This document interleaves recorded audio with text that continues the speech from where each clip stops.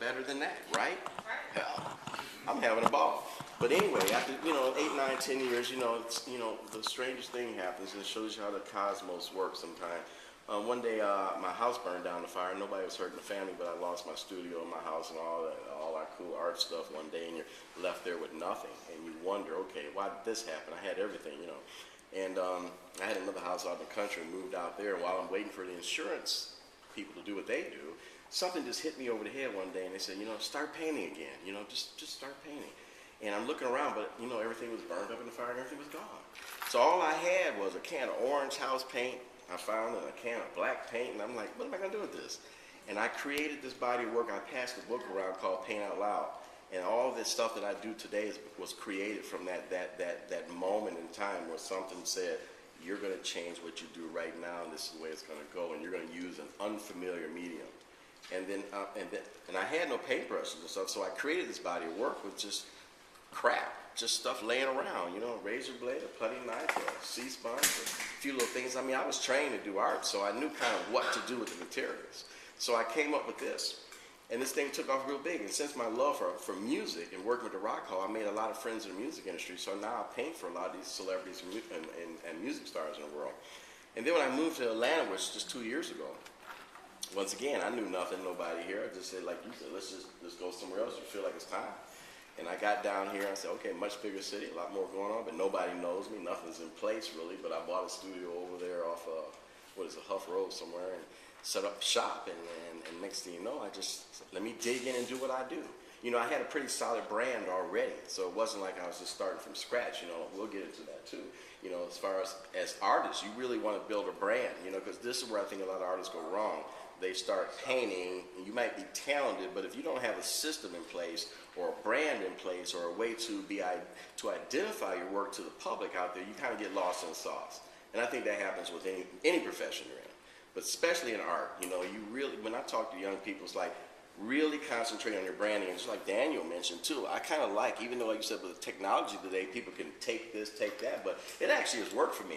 When all the college students were downloading my work and hanging it up on their walls, and everybody was stealing my stuff and putting it everywhere, it actually helped the brand. I never really got mad where some artists were getting upset about it. I'm like, no, this is free advertising for me.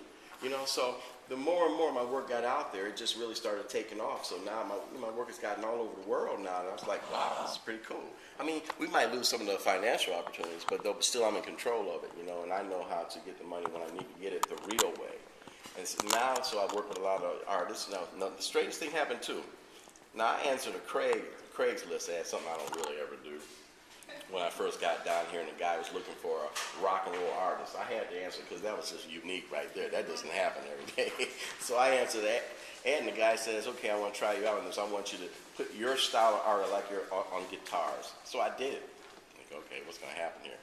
Lord and behold, that has turned into something really big now because when I did the first guitar, it was actually for Robert Plant, from Led Zeppelin.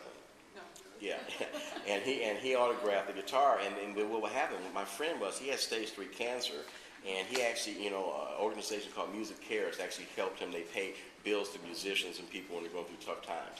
So he felt that he wanted to give back in a way. So he had me do some art on the guitar, and then we get Robert Plant to sign, and then it goes to a charity to raise money. Well, then all of a sudden this really started to work real big, and then the money went back to places like St. Jude's Children's Hospitals, Cancer Society, Music Cares organizations, and all of a sudden it was a big hit, like overnight. So he's like, Neal, this really worked out. We want you to do another one. Okay, now we're going to do something for Carlos Santana.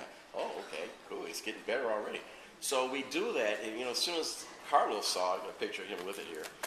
As soon as he saw the guitar, he loved it so much, his management called me and said, hey, Carlos has to have an identical guitar made like right now. He loves the way you're doing things. So what happened, and this is only less than a year ago.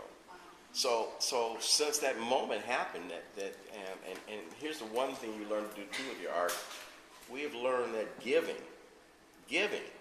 is a big part of a success story. I mean, we all think, oh, you just want money. No, it's bigger than that. If you give first in a big way, if you put your work out there, like you say, you got to put it out there. Don't worry about the money at first. Just get it out there. You'd be surprised what the universe does with your work when it's just out there, free and from your heart, and not worrying about what you're going to make from it. Now, every artist has come to my agent now. I've got an agent now through this. To have my artwork put on their guitars now. I mean, the last was like I did 2 guitars for Paul McCartney for the Grammys, and then what else was some country artists. No, I forgot. You know, I gotta go through the whole year. No, I'm working on Ted Nugent right now. His crazy self, you know. Vince Gill, you know, that's who it was. Amy Grant, people like that. So it just started building and building and building. So now we've raised over $100,000 just in charities in less than a year already. And so now all the guitar companies are like, what is happening? We love what's going on with this, and now they're starting to support it. So what I'm saying, magic starts to happen in a way if you just believe in your work enough and just do it. Like he said, just put it out there. Just let it roll. Let it flow. It starts happening. So other than that, that's where we are right now. So right now I'm up to my neck in just doing guitars and things, something that I never thought I'd be doing, you know, but it's starting to grow into a much bigger world. So I mean, I was a professionally trained artist, just like my partner here. It can go in many directions, but sometimes just let it go. Let the feeling come to you. It will guide you to where your art needs to really go. I mean, like even right now, I'm working on a deal with, I think, what is it called? Sweet George's Juke Joint downtown. That we're going to do like little miniature guitars like this here. So we're going to probably be putting their little logos on the guitars. Y'all seeing something that's really confidential right now. Okay? but I've learned to also to, once again, make it into business where your art can be business, and we go into merchandising. I mean, so you'd be surprised where your art can really go if you stop and think about it for a minute.